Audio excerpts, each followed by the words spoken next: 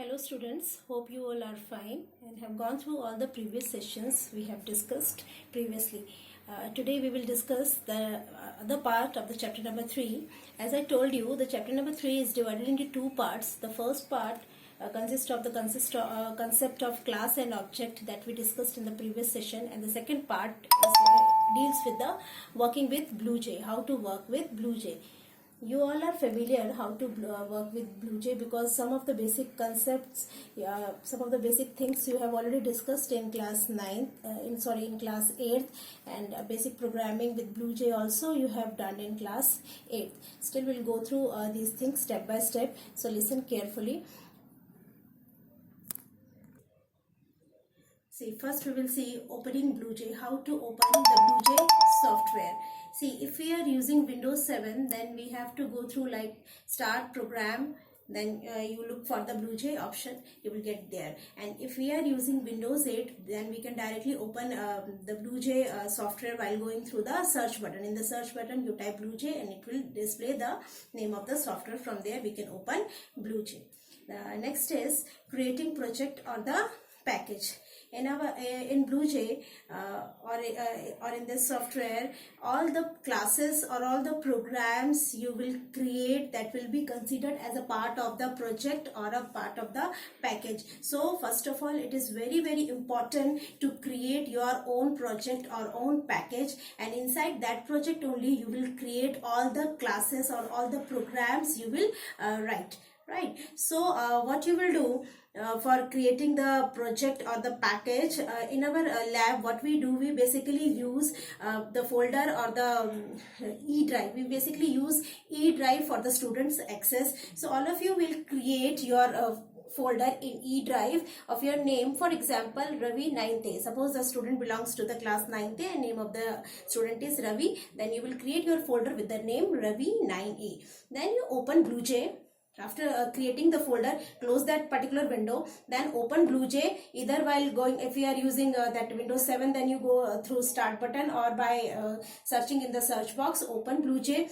When you open the BlueJ, you will get one window, and in that window, the first option, upper left corner, you will get the project option. Click on the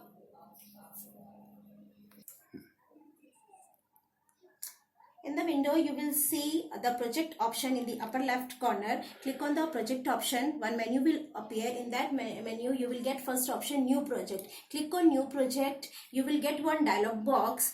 There you need to type the name of your project or the package. But make sure that you give the name of your project or the package in the folder you created for yourself. So in that dialog box, browse for your folder. That is, you go to E drive, then access Ravi 9th A. Inside that, you write down the name of the project as Java Programs and click on OK button. This will create one folder with the name Java Programs inside Ravi 9th A folder, and inside that you will see that your package is there. So next time, whenever you will open BlueJ, you will not open directly while going through the start button or through the search box. What you will do, you will open your this thing package or the project through your folder. First open E drive, open your this thing folder Ravi 9th A, then you open the Java Programs. Inside that folder you will get one package. Double click on that, it will open the BlueJ software. Now in that window, whatever class you will create will get saved under your project name only. So whatever things or whatever programs you will be creating in the lab will get saved under your folder only. It will not get saved here and there. Now, the next is creating class. The first thing we need to do is to create a class, because as we have already discussed that Java is strictly object-oriented programming language. Whatever we will write in the Java program, everything will be enclosed within a class. So first step is to create a class. So open BlueJ, and again I will repeat that how you will open BlueJ. You will open BlueJ while going through your folder. Open the BlueJ, and when you will open BlueJ, you will get one dialog box. In that dialog box, left hand side corner, you will get one option option create class. Click on that, in that button create class. You will get another small dialog box like this. In this you first select the class option, and here you give the name of the class, any user defined name. Suppose I have given the name of the class as welcome. Welcome is the name of the class, and then click on OK button. So what it will do, it will create one class of name welcome. See, look at this screen. You will get this thing class with the name welcome displayed on the screen like this way. And next, to write the code inside this class, what we will do, double click on this. It will open another window that is known as code window. Inside that code window, you can write your program code. From there, we can compile also, and we can execute also. How we will compile and execute, I'll tell you. When we deal with the programming, we basically follow 3 steps: editing, compiling, and executing. Editing means to type the program. When we right click on the class name, we get one editor window. Inside that editor window, some default code is there. Always you will get one default code which is already given by the language. So what you will do, first of all, you will delete that code, and then you will type your program code. This part is known as editing. Editing means to write the program. Next, the step is the compiling. Compiling means to compile our program to check whether any syntax error is there in our program or not, and moreover it will do the translation work also at the back end, right?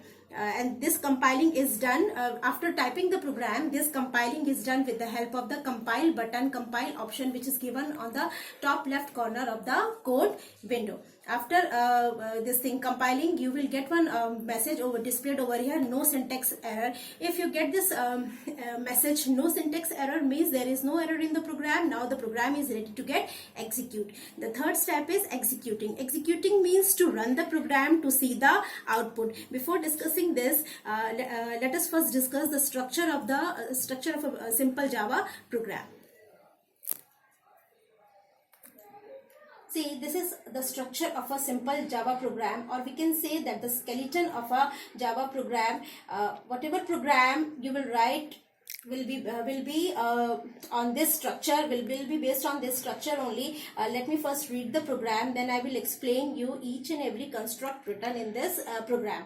Public class welcome, then one opening curly bracket is there, public static void main, parentheses are there, then again one opening bracket is there, curly bracket is there, system dot out dot println, and within this bracket one message is there, welcome to Java, and semicolon is there, then one closing curly bracket, again one more closing curly bracket is there.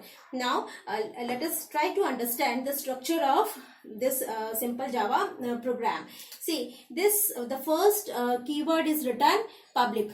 Public means the scope of this program, means anybody. The scope of the visibility of this program means if it is written public means what, anybody can access this program, right? And class is the keyword which is declaring that whatever is written after this is a class. Now, and welcome is the name of the class which we have given while creating the class, right? And this is a user defined name, and it can be any name. It's totally up to the user what the name of user want to give to the class. Then the opening bracket is there, and as we have discussed that class consists of the data and methods. Now we have declared the class. Now whatever other things we want to write inside the class, that will be inside the methods only. Now this is the main method of the Java program, and every Java program will consist of the main method, because when the compiler will start executing, it will first look for the main method. Without main method, your program will not run. Again, the public keyword is written over here, means that it is accessible by everybody. And see, the static keyword. Now listen carefully, what does this static keyword means? Now, as we have discussed in our first chapter only, that class enclosed the data and methods. To access any data and methods of a particular class, we need to create the object of that class, and through that object only we are able to access the data and methods defined in that class. But because in this program, you see, we are not creating any object. Without creating the object, we are using this particular method in our program. So how is it possible? This is possible because of this static keyword only. This static keyword helps us to use the method defined in any class without creating the object, right? The next is the void keyword. Void means nothing or null. Every method, main is the method, or any other method also, every method has got the tendency to return any value to the calling part, and that whatever value it returns, and the type of that value is mentioned with the method name. Now because the main method does not return any value, so void is written with the main method. Void means the main method does not return any value to the calling part. And these parentheses are showing that the main is a method. If you write A and this parenthesis means A is a method, and simply if you write A, it means that A can be any it can be a variable, or it can be a class name, it can be anything. But if A is written with these parentheses, it means that it is a method. So this parenthesis signifies that main is a method. Then the opening bracket is there with the method, and whatever we want our method, this main method, to do is written inside this.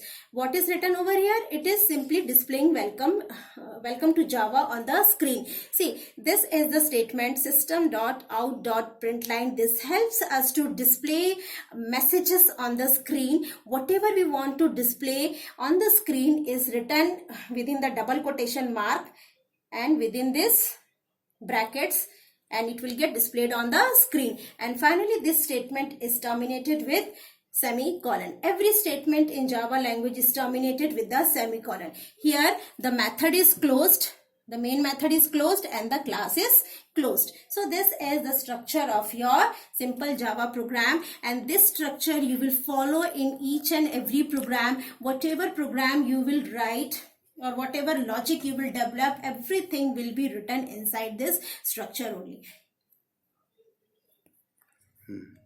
Now come to this part.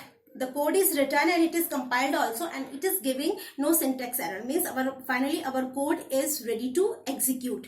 Close this window, you will get this window, and the class name will get displayed over here.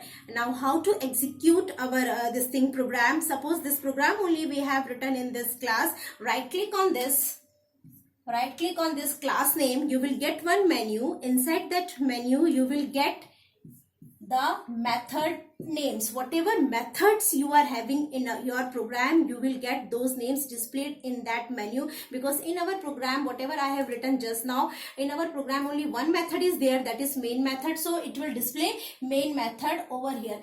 Click on the main method, it will execute the program.